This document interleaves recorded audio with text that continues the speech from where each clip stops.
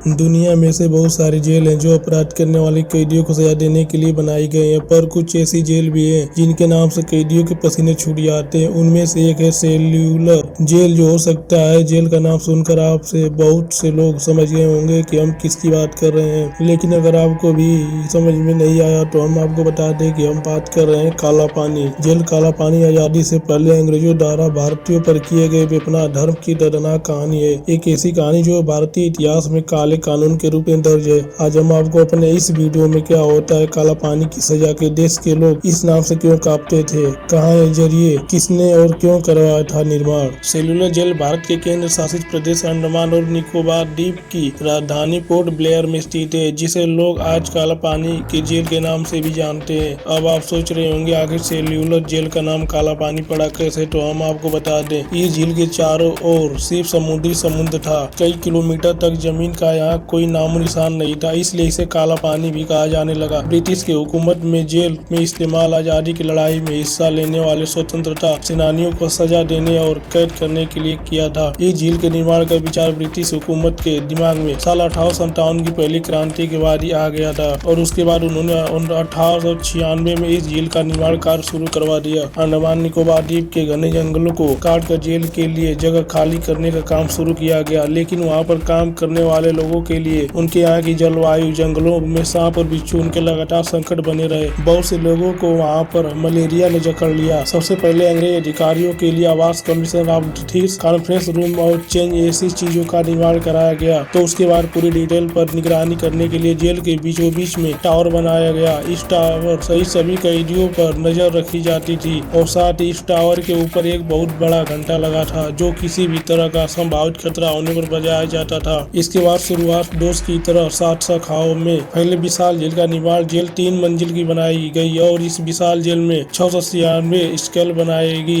ताकि यहाँ पर लाए जाने वाले सभी कैदियों को अलग रखा जा सके। यहाँ पर कैदियों को एक दूसरे से अलग रखने का एक ही मकसद था कि कैदी आपस में स्वतंत्रता आंदोलन से जुड़ी कोई योजना न बना पाए और अकेलेपन जीवन जीते जीते अंदर से ही टूट जाए, ताकि वे लोग सरकार के प्रति किसी भी तरह की बगावत करने की हालत में न रहे। हर साल का साइज 4.5 मीटर इंटू 2.7 मीटर तथा 3 मीटर की ऊंचाई पर खिड़कियां में लगी हुई थी। अब आप सोच रहे होंगे इतनी ऊंचाई से तो कोई कैदी जेल से निकल कर आसानी से देख सकता है, लेकिन यहाँ तो हमने आपको पहले ही बता दिया था कि झील के चारों तरफ पानी पानी, जिसके कारण तो अगर भागे ज्यादा तो कहाँ भागे। लेकिन इसके बावजूद भी कुछ कैदियों ने यहाँ से भागने की कोशिश की, लेकिन वो अपनी मंशा में कामयाब नहीं हो सके। इसके साथ ऐसा भी कहा जाता है कि यहाँ एक बार 200 से ज्यादा कैदियों ने भागने की कोशिश की, लेकिन उसे पकड़ लिया गया। कुछ ने वहाँ अपना तनाव को देखते हुए आत्महत्या कर ली थी। तो वहीं जेल अधीक्षक वाकर ने जेल से भागने के जुर्म में प्रत्याशी लोगों को फांसी पर लटकाने का आदेश दिया था। सेल्यूलर जेल के निर्माण में करीब 5,17,000 रुपए की लागत आई थी, जिसका मुख्य भवन लाल ईंटों से बना है। यह ट्यूब वर्मा से यहाँ मंगवाएगी जान उम्रे के नाम से जाना जाता है। और आखिर कुछ सालों बाद 10 मार्च साल 1959 झील का पूरा काम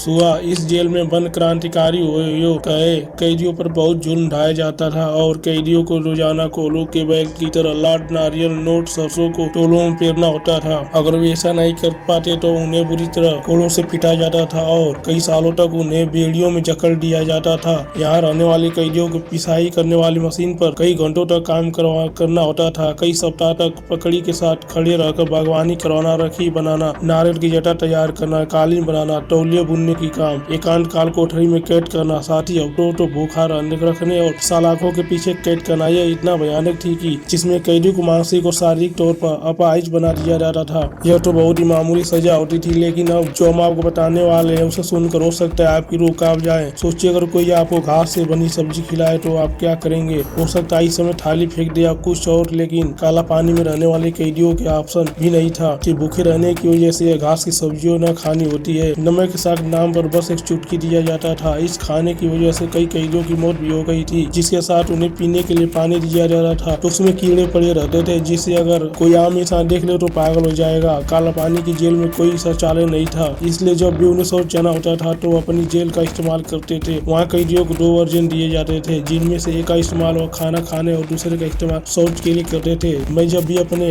इस साल से बेहतर आ रहे थे तो उस बर्तन को साफ करने थे। यहाँ तक कि कैदियों के पास होने के लिए ना तो रजाई थी ना कंबल। उन्हें मौसम कैसा भी हमेशा जमीन पर सोना होता था। जब भी वह रहने वाले किसी कैदी ने किस चीज की मांग की तो उन्हें इतनी भयानक सजा दी जारी थी जिसकी हम और आप कल्पना भी नहीं कर सकते हैं, लेकिन ब्रिटिश सरकार को इससे कोई फर्क नहीं पड़ता था। एक जानकारी के अनुसार काला पानी की झील का प्रयोग अंग्रेज सिर्फ भारतीय कैदियों के लिए नहीं करते थे, यहाँ दूसरी जगहों के भी सैलानियों को कैद कर लिया जाता था। ब्रिटिश अधिकारियों के लिए जगह संदिग्ध थी क्योंकि यह दूरी पर एकांत और दूर, इस कारण आसानी से कोई नहीं आ सकता था और नहीं जा सकता था।